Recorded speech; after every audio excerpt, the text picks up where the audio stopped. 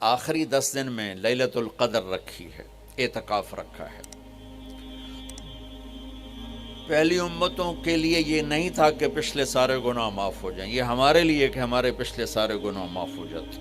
اللہ تعالیٰ کا عرش پہلے آسمان پہ آ جاتا ہے، جنت کے دروازے کھل جاتے ہیں، جہنم کے بند ہو جاتے ہیں، شیطان قید ہو جاتے ہیں، اور سمندر کی مچھلیاں اور زمین کی چونٹیاں تک روزہ رکھنے والوں کے لیے دعا کرتی ہیں، اور اللہ تعالیٰ جنت کو روزانہ کہتا ہے ان قریب میرے نیک بندے بندیاں آنے والے ہیں، تو ان کے لیے میک اپ کر لے، تو ان کے لیے تیار ہو جائے۔ یہ اللہ تعالیٰ کی رحمت کو لینے کا سیزن ہے۔ پہلی امتوں کو اعتکاف نہیں ملا تھا، ہمیں اعتکاف ملا ہے کہ 10 دن اللہ دے بوئے تے پہ جاؤ، یا اللہ تیرے کو معافی کروا کے ہی اٹھنا ہے، ہمیں اٹھنا ہی کوئی نہیں۔ تو جو دروازے پہ آ جاتا ہے آدمی اسے معاف کر ہی دیتا، کوئی بہت ہی سخت دل والا ہو تو معاف نہ کرے، ورنہ بڑے سے بڑے غصے والے بھی کہتا اچھا جی جاؤ معاف کیتے۔ اس میں ایک لیلۃ القدر ہے۔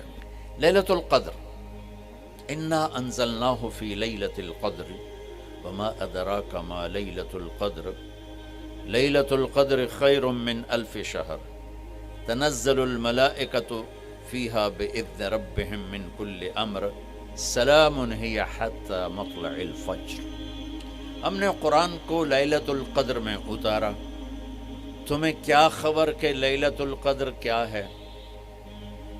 لیلۃ القدر 1000 مہینوں سے بہتر ہے، اس میں فرشتے اترتے ہیں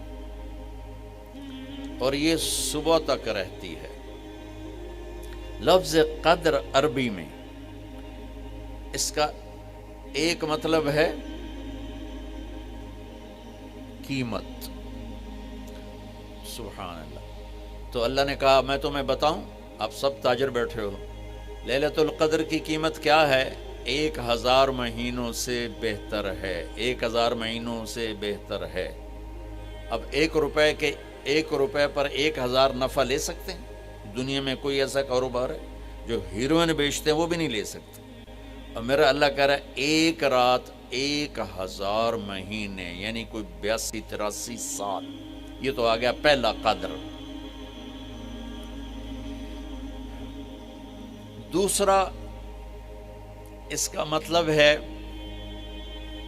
تنگ پڑ جانا، تنگ پڑ وقت فقدر علیہ رزقہ۔ تو تنزل الملائکۃ فیہا، تنزل الملائکۃ والروح فیہا، کہ اس رات اتنے فرشتے اترتے ہیں کہ زمین تنگ پڑ جاتی ہے، سبحان اللہ، اتنے فرشتے آتے ہیں زمین تنگ پڑ جاتی ہے۔ تیسرا مطلب ہے قدر، مقدار کو، تو اللہ تعالیٰ نے اس کا آخری مطلب بھی بتایا، سلام ہی حتی مطلع الفجر، کہ یہ فجر کی نماز تک، فجر کی اذان تک یہ رہتی ہے۔ 3 مطلب ہیں قدر کے، تینوں اللہ نے قرآن میں کور کیے۔ قیمت کیا ہے؟ 1000 مہینوں سے بہتر۔ تنگی کیا ہے؟ فرشتوں سے زمین بھر جاتی ہے۔ مقدار کیا ہے؟ صبح صادق۔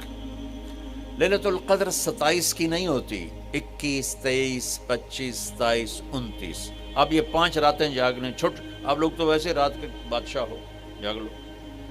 تو لیلۃ القدر مسجد میں نہ گزارو، یہ نفلی عبادت ہے، میرے نبی گھر میں پڑھتے تھے۔ آپ نے اشراق کے سوا ہر نفل گھر پڑھا، ہر سنت گھر میں پڑھی، تو آپ لیلۃ القدر کو یہ مستورات بھی آپ بھی اکٹھے ہو کے نہیں منانا، الگ الگ مصلی بچھا کر اپنے اللہ سے رونا دھونا کرو، اپنے اللہ کو منانا کرو، میں بھی کروں آپ بھی کریں۔ میرے نبی نے نفلوں کو تنہائی میں ادا کیا، فرض کو مجمع میں ادا کیا۔ لیلۃ القدر میں جاگنا نفل ہے، اور پھر جب اکٹھے ہو جائیں گے لوگ اور عورتیں تو پھر ساتھ غیبت بھی چلے گی، اور ایک غیبت کا بول ساری رات کو اڑا کے رکھ دے گا۔ اپنے گھر کو بابرکت بناؤ، اپنے گھروں میں نفل پڑھو، تلاوت کرو، ذکر کرو۔ اب ایک بڑی اہم بات میں آپ کے سامنے عرض کرنا چاہتا ہوں، رمضان کی دولت کس سے ملے گی؟ رمضان کی برکات کس سے ملیں گی اور کون محروم ہو جائے گا؟ آپ نے فرمایا 4 آدمی ایسے ہیں جن کی رمضان اور شب قدر میں بھی بخشش نہیں ہوتی۔ بس اس سے ہم اپنے آپ کو بچا لیں۔ کون ہے یا رسول اللہ؟ امن کا مدمن و خمرن، شراب کا عادی، اس کی رمضان میں بخشش نہیں۔ عاق لوالدیہ، جو ماں باپ کا نافرمان ہے، اس کی بخشش نہیں۔ قاطع الرحم، رشتہ داروں سے لڑنے والا، اس کی بخشش نہیں۔ المشاحن، دل میں بغض رکھنے والا، اس کی بخشش نہیں۔